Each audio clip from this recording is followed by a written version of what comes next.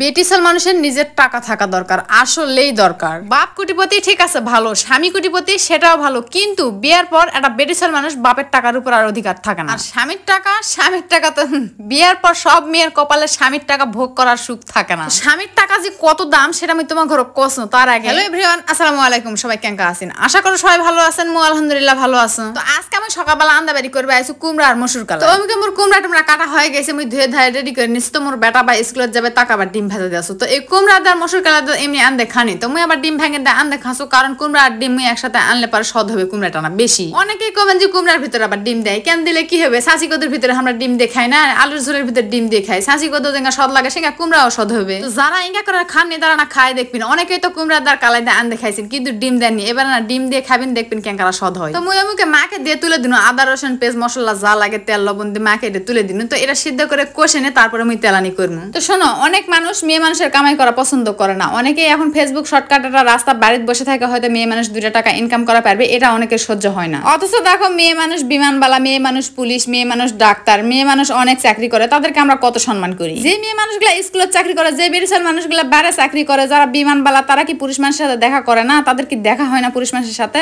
এমন মেয়ে মানুষের অনেক চাকরি আছে, দেশ বিদেশ সব মানুষের সাথে দেখা হয় এবং মহিলা পুরুষ সবার সাথে দেখা হয়। তারপরে তো আমরা তোমাকে সম্মান করি কারণ তারা চাকরি করে। তো এমনি মোর কালাটা কষা হয়ে গেছে, এমনি তেলানি করছো। তো পেঁয়াজ কুটে দিছো, শুকনা ঝাল কাঁচা ঝাল সবকিছু দিয়ে আদা রসুন থেতলা করে দিছো, দিয়ে না জিরা ছাড়ে দিন আর ডাল মশলা ছাড়ে দিন। এই কালার তরকারি ডাল মশলা দিলে সুন্দর একটা গন্ধ আসবে। তো ভালো করে কষে নিয়ে মেরে তেলানিটা করে নিন। তো এতে না পানি দিয়ে ডিম ছাড়ে দিয়ে আমি বলক তুলে নিমু। তবে হ্যাঁ, এটা ঠিক আছে, মেয়ে মানুষের তো পরপুরুষের মুখ দেখা ঠিক নয়, কিন্তু বাংলাদেশত এত মেয়ে মানুষ চাকরি করছে, তো আমার ঘরে কোনো সমস্যা আছে না, কেউ অপমান করছেন না। কিন্তু আমরা ফেসবুকে বাড়িতে বসে থাকে না ভিডিও করে দেয়, তার কত মানুষের কত নিন্দা, কত মানুষ একটা হাদিস ঝাড়ে যায় যে দুনিয়ার দেশের মানুষ দেখছে কেন তোরা এলা করছেন, পাপ আছে না? হ্যাঁ অবশ্যই তো পাপ আছে, কিন্তু যারা চাকরি করে আমার কি হয় না? যারা প্রাইমারি চাকরি করে তারা পুরুষ মানুষের সাথে দেখা করে না, যারা মেম্বারি করে তারা পুরুষ মানুষের সাথে দেখা করে না। এই জায়গায় তুমি কাকে অপমান করার জন্য কথাগুলো কছো না, কোনো টিচার কেউ নয়, কোনো মেম্বার কেউ নয়, কিন্তু যুক্তি তুলে ধরার জন্য আমি খালি কথাগুলা কোনো যে ফেসবুকের মেয়ে মানুষকে এত অপমান করা হয় কেন? আমরা তো টিচারদেরকেও সম্মান করি, আবার যারা মহিলা মেম্বার আছে, চেয়ারম্যান আছে, তাদেরকেও সম্মান করি, আবার যারা বাইরে চাকরি করে মেয়ে মানুষ তাদেরকেও সম্মান করি, কিন্তু আমাদের সম্মান নাই কেন?